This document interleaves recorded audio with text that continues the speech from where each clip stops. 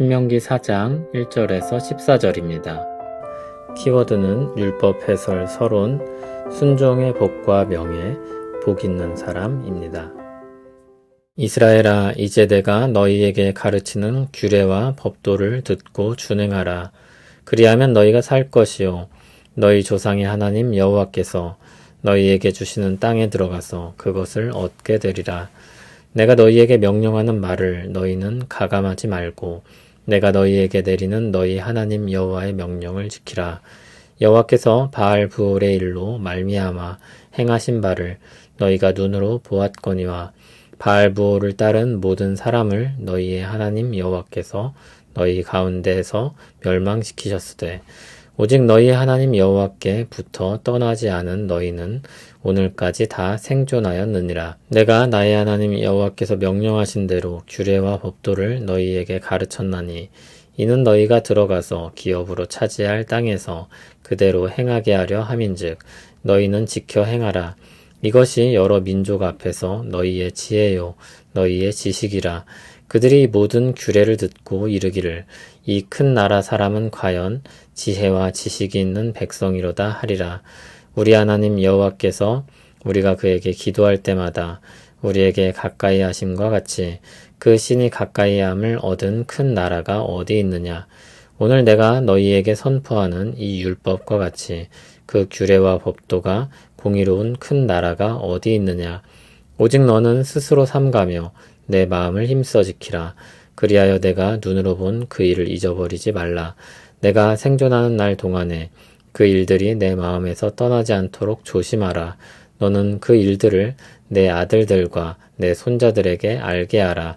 내가 호렙산에서 내 하나님 여호와 앞에 섰던 날에 여호와께서 내게 이르시기를 나에게 백성을 모으라. 내가 그들에게 내 말을 들려주어 그들이 세상에 사는 날 동안 나를 경외함을 배우게 하며 그 자녀에게 가르치게 하리라 하시매 너희가 가까이 나와서 산 아래에 서니 그 산에 불이 붙어 불길이 충천하고 어둠과 구름과 흑암이 덮였는데 여호와께서 불길 중에서 너희에게 말씀하시되 음성뿐이므로 너희가 그 말소리만 듣고 형상은 보지 못하였느니라.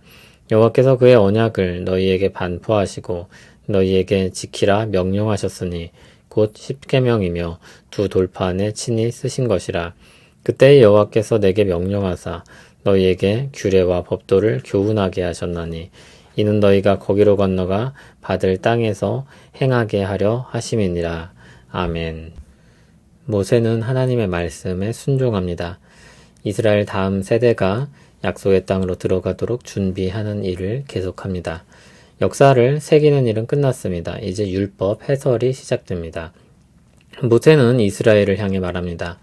이스라엘아, 이제 내가 너희에게 가르치는 규례와 법도를 듣고 준행하라. 그리하면 너희가 살 것이요 너희 조상의 하나님 여호와께서 너희에게 주시는 땅에 들어가서 그것을 얻게 되리라.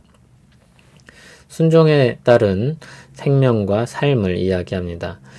2절을 보면 명령을 가감하지 말라고 했습니다. 무엇인가를 보태어서 더 낫게 만들기 위해 고민할 필요가 없습니다. 너무 어려워 배제할 명령도 없습니다. 의견을 제시하고 요청할 수 있는 명령이 아닙니다. 순종과 불순종 두 길밖에 없습니다. 3절, 4절에 순종과 불순종의 사례가 나옵니다. 3절을 보면 불순종했던 예가 나옵니다. 바알부올의 일입니다. 유혹에 넘어가 이스라엘이 죄를 지었고 그때 불순종했던 사람들은 다 죽게 되었습니다. 한편 4절은 순종의 예입니다. 하나님께부터 떠나지 않았던 사람들은 오늘까지 다 생존했다고 합니다.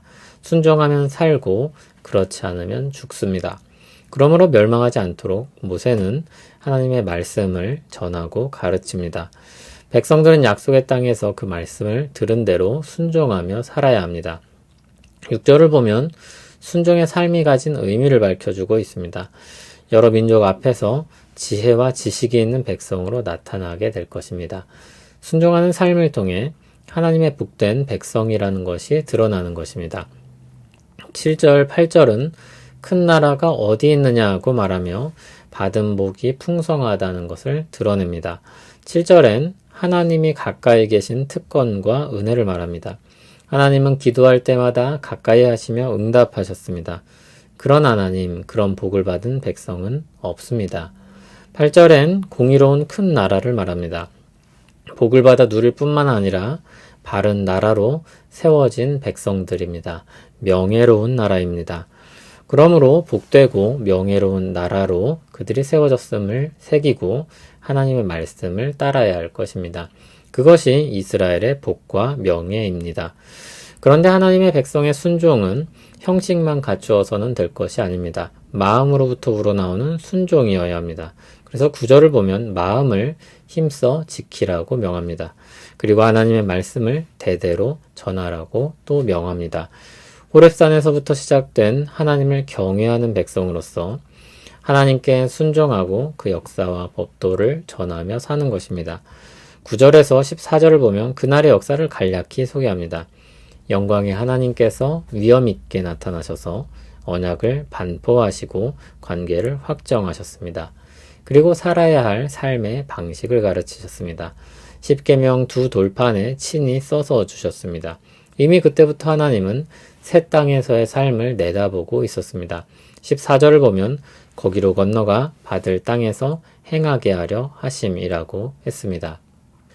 모세의 율법의 설이 시작됐습니다. 오늘은 서론격의 내용입니다.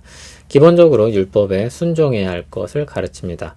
순종은 복과 명예를 가져다 주며 불순종은 저주와 멸망을 가져옵니다. 여기서 우리가 주목해서 볼 것은 순종이 복과 명예로운 삶의 방식이라는 것입니다. 악한 독재자가 자신을 위해서 따르게 하는 명령과는 완전히 다른 것입니다. 혹은 사람들이 지혜로운 방식이라고 생각하여 제시하고 한번 해보자는 것과도 다릅니다. 시행착오나 연구와 개선이 필요한 것들이 아닙니다. 하나님의 지혜로 주신 법입니다. 그것을 지키면 복과 명예가 따릅니다. 또한 하나님 나라의 복과 명예를 드러냅니다.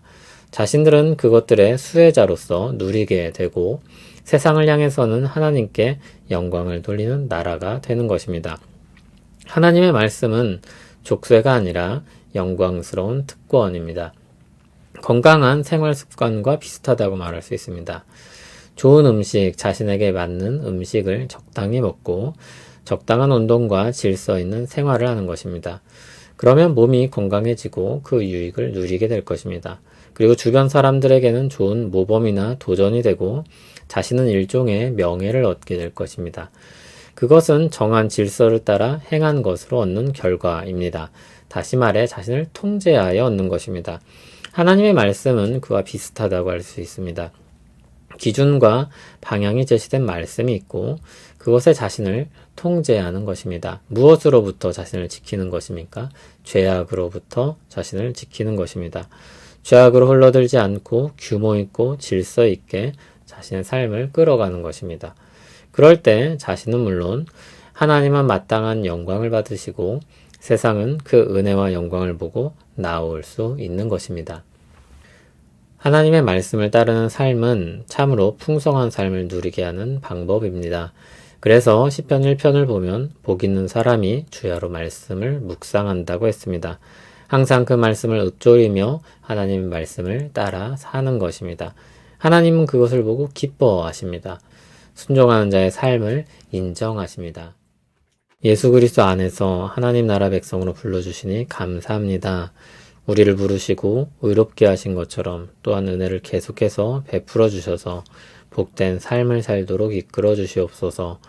우리에게 주어진 복락을 누리며 살게 하시고 세상을 향해 하나님 나라의 복과 명예가 나타나게 하옵소서. 이 모든 것들을 통해 하나님께 영광이 돌려지길 원합니다. 예수님 이름으로 기도합니다. 아멘.